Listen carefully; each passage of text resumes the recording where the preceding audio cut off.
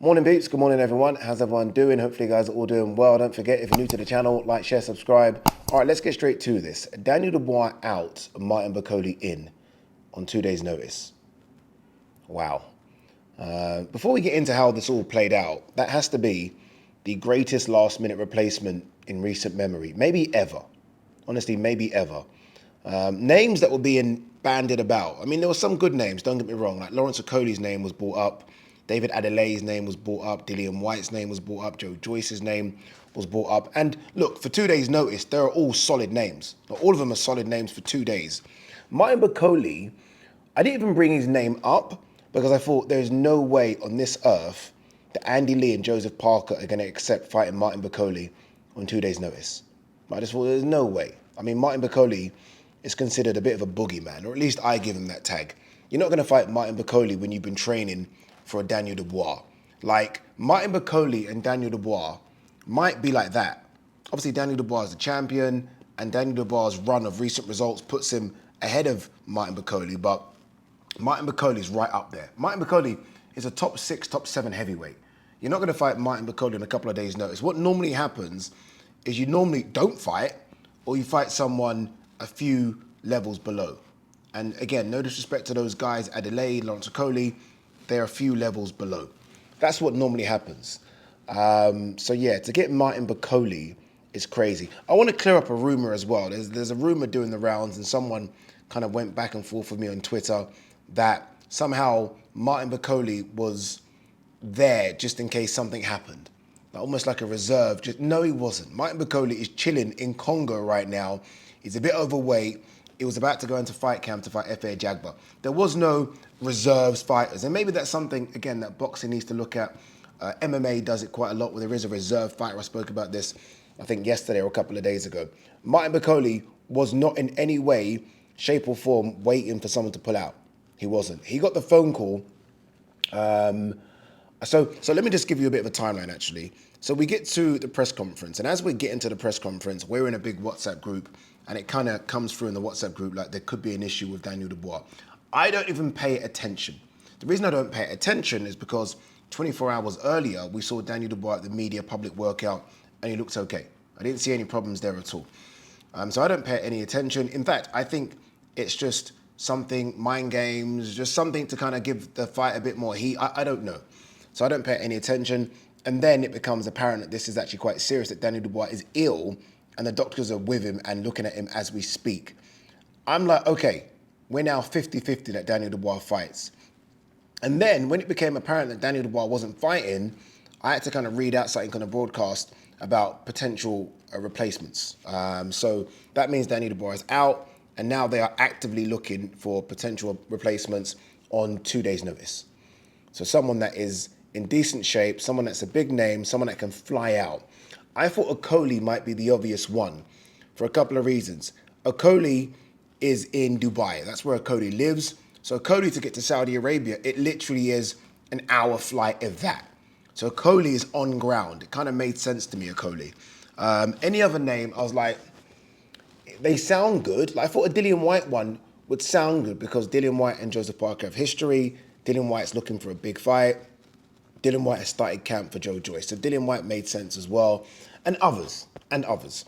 Again, Bakole was so far from my mind, I didn't even bring it up. Like, I think we all brought it up as a joke. Like, what about Bakole? And we kind of all laughed, like, yeah, whatever. He ain't going to fight Bakole. And that's not saying that Joseph Parker is in any way, shape or form scared of Bakole, but why risk it? Like, why risk fighting Bakole when you had a world title shot there? It's there. I mean, you fight someone of a lesser stature just to stay on the card. You then get to fight Dubois maybe on the Canelo card.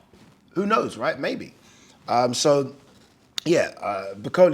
didn't make any sense to me, and then it got announced that it's Martin Bakole. Now, I spoke to Ben Shalom about this, and I said, Ben, like, how did this come about? And Ben basically said he just threw it out there, not expecting Joseph Parker and Turkey to accept it. He just kind of threw it out there. Oh, we've got Martin Bakole, almost just to test them, see what they said.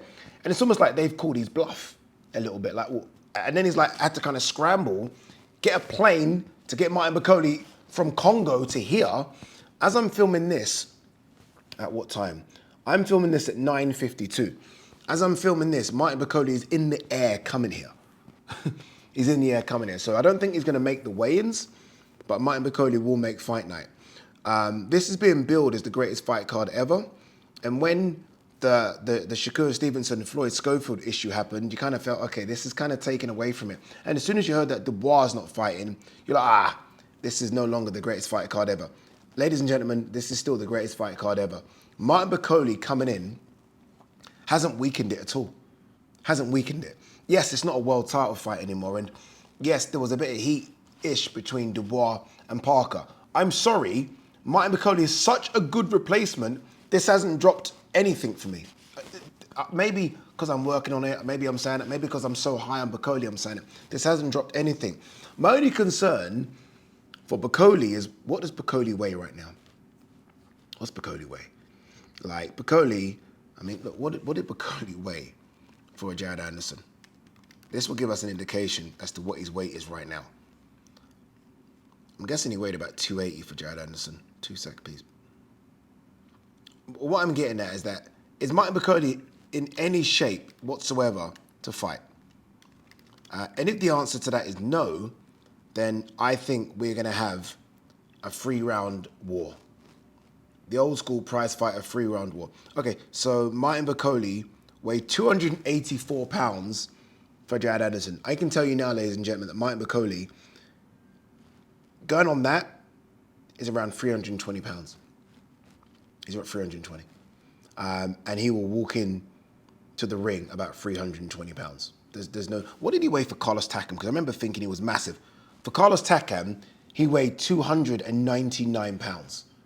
He's going to be about 320. Martin Bakole's got 4 or 5 rounds in him. And I think that makes it even more exciting. I really do. If you're Joseph Parker, you use your legs, you run, you move, you don't engage. Don't even risk it. I actually think this is risky for Martin Bakole. Martin Bakole was on this trajectory, right? I mean, there's all this talk about him fighting AJ. He was on this trajectory. If he beat F.A. Jagba, what was promised next was a big one, whether it be the winner of Dubois Parker, the loser of Dubois Parker, the winner of Jean Cabial. You lose this one and you get stopped. It kind of derails you a little bit. It does. So credit to Martin Bakole, credit to his excellency. Because again, he could have gone for something lesser here. I mean, Martin Bakole is going to get paid. He could have gone for something lesser. He's like, no, I still want to keep together this fight card intact. It's the greatest fight card ever. Who is the biggest name I can get that makes sense? And the biggest name outside of AJ and Fury is Martin Bakole. Martin Bakole. So look, credit to everyone. I'm super excited. I can't wait. I think I'm going to speak to Martin Bakole as soon as he arrives for the zone. And I can't wait to see his weight, his mindset, and just whether or not he had any reservations about taking this fight as well. Because again, he was going to fight F.A. Jagba in a big card in America. Remember the undercard of Devin Haney and Ryan Garcia's, if you like, semi-final fights. And now we say, no, fuck that. Give me Joseph Parker, co-main event, greatest fight card ever. Jeez. I'm telling you now, though, it's going to be about 320. In fact, it could be about 330. I'm not even playing with you. If he was 299 against Carlos Takam, what do you think he weighs now? Just walking around, chilling, doing nothing. 320. 320. All right, let's have a quick look and see if there is anything else to talk about. Hopefully, there's no more surprises with this fight card. Very quickly, actually, on Daniel Dubois. I am now in firm belief that Daniel Dubois goes into a summer fight with AJ. All right, it kind of makes sense now, doesn't it? Kind of makes sense.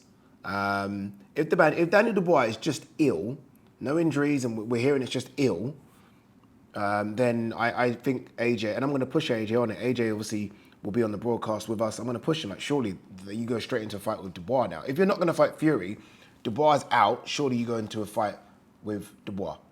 Surely. That's just my thinking. All right, let's have a look if there's anything else. Viterbi Bivol 2 to take place in smaller arena to promote better atmosphere. Yeah, this was the arena that we used for Latino night. Much better. I think it's about 7,000. I did a tennis event in there 3 or 4 months ago. Fantastic atmosphere. Honestly, you've got one big grandstand, which holds about 4,000, and then the exterior, so the rings here and round the ring, I'd say it's about another 3,000 or 4,000, much better than the big venue. The big venue is just almost too big. It's a football stadium, it's too big. So I think this, going forward, unless, like even Canelo should be at this one, unless you get Fury AJ, which should be in Wembley Stadium, but unless Fury AJ comes out here, then fine. Everything else I think should be in a smaller venue. What else have we got? I think that's kind of it. Yeah, that is kind of it. Guys, this was a very quick video just reacting to that news. Look, if Daniel Dubois is seriously ill, then fingers crossed he gets healthy very quickly. But this is why this card is so good. We've had 2 fighters pull out, Floyd Schofield, Daniel Dubois, and if we're brutally honest, it hasn't damaged the card that much at all, if any. So yeah, all right, anyway, I will do a Beterbiev Bivol prediction video. This is all over the place tomorrow. No, today, later on today. Peace.